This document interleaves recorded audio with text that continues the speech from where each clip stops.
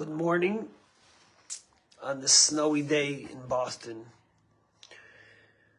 Last night, we got the terrible news that another young, innocent Jew, a 26-year-old, lovely young man who was visiting Israel from the United States for the wedding of a friend, Elan Ganeles, 26-year-old, who just graduated Columbia, served in the IDF as a lone soldier, was gunned down in Judea and Samaria, right near Jericho.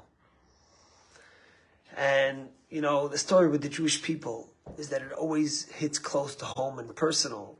And we have a little chat with Gordie's family, and Gordie's sister from Mauritius, who runs the Chabad there, was saying that this lovely man, Elan, spent the Shabbat with them last year and came by for many parties, celebrations, barbecues. And people always say to me, Rabbi, you spoke about something like this yesterday and again today. And the story is that when you talk about the Jewish people, each one is like family. And when your family's hurt and pain, think about this family flying from Connecticut now to bury their 26-year-old child who was going for a celebration, who was going for a simcha. It's personal. It's family. And it's always on the top of our mind. Today is the birthday and the yahrzeit of Moses, the first Jewish leader, Moshe Rabbeinu, who took the Jewish people out of Egypt, brought them to Sinai, and brought them to the cusp of the Holy Land of Israel. And the Midrash says something very remarkable, connected to Purim, which we'll be celebrating in a day from today. Moshe Rabbeinu's yahrzeit is always a week before we celebrate Purim. And the Midrash tells us that when Haman wanted to decide to annihilate the Jewish people, he wasn't sure when to do it. And he threw a lot. And he put in each month of the year. And the lot that he picked out, the ticket that he picked out was for Adar. And when he saw that, he got very excited. Because he said, hey, Moses passed away. Their great Jewish leader, Moses, passed away in the month of Adar. So it must be a good month to annihilate the Jews. Just as Moses died, so will all the other Jews. And the Midrash goes on and quips and says, you know what? What Haman didn't realize was that not only did Moses pass away on the 7th of Adar, but he was also born on the 7th of Adar. And the question is, if Haman researched enough to know that Moses passed away in Adar, should he have not known that Moses was also born in Adar? And also, why did the Midrash say first that he passed away and then he was born? And the Midrash is teaching us something so important about the enemies of the Jewish people, the Hamans. Haman thought that if Moses was born and then he died, it was an end to Moses and all his impact. And everything he did, Moses is gone. But what he didn't realize is that Moses might have passed away, but Moses was also born on that day. He was reborn. Moses, when he passed away, he was reborn in the hearts, in the minds, in the souls of the Jewish people. All the little people, all the little Moshes running around with that same passion for life, for love, for happiness, for joy, for celebration. And what the Midrash says is that Haman didn't realize that with such a spirit, with such a soul, with the Jewish people, even if you get rid of Moshe, you never get rid of the Jewish people. You never get rid of that spirit. And of course, we know what happened. At the end of the day, the Jewish people survived. And that's the message for today. Sometimes you look around and you see, with pain, terrorists think they could kill a Jew, they'll scare us, they'll make us run away. But they don't realize that even if Moses died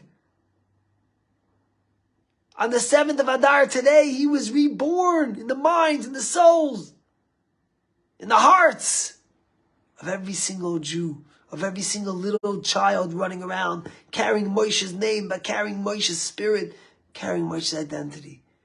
Some murderous terrorist might have gunned down Elan Ganeles yesterday. Elan Ganeles physically is no more with us. And for his family, it's so painful.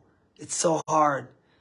But let us make sure that Elan Ganeles doesn't die in our souls, in our hearts, that these people who give their life for the Jewish people continue to live in the fight we fight for our own land that God promised us 33 years ago, that we will never give up on, that we will be stronger and we will grow more and we will be more successful and we will have a safer place to live in. You know, in this week's Torah portion, it's the only portion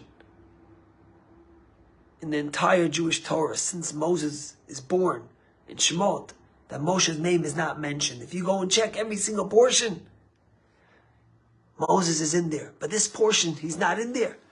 And the rabbis tell us the reason is because when God was ready to annihilate the Jewish people after the sin of the golden calf, Moses turned to God. He says, listen, if you're going to get rid of the Jewish people, erase me from your Torah. I want to have no part of a God that kills his people.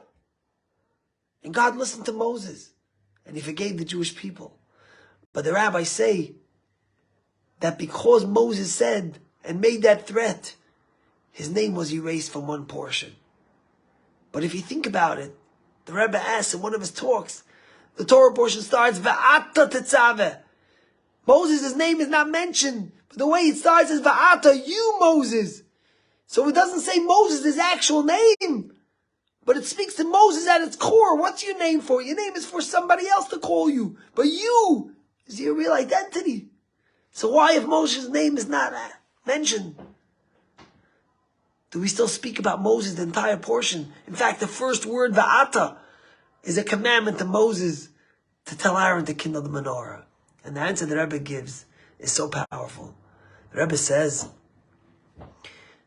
that although Moses' name is not mentioned in the Torah is telling us what is the essence of a true leader.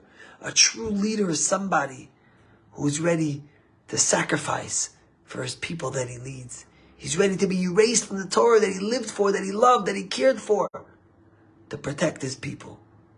That's what true leadership is, teaches us the Rebbe. And that's why Moses is celebrated and not admonished for what he did. Today we live in a world, you look around Israel, you look around the world, and we have leaders that they want the people to sacrifice for them. But what the Torah teaches us is that true leadership is when the leaders sacrifice for their people. Let us unite together as the Jewish people as we get closer to Purim. Let us never forget Elan Ganeles. Let's remember that although Moses passed away, he was reborn in the souls and hearts and minds of each and every one of us through the lives we lead, the sacrifices we make to protect our people, our country, our land that God gave us.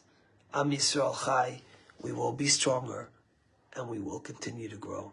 Have a great day.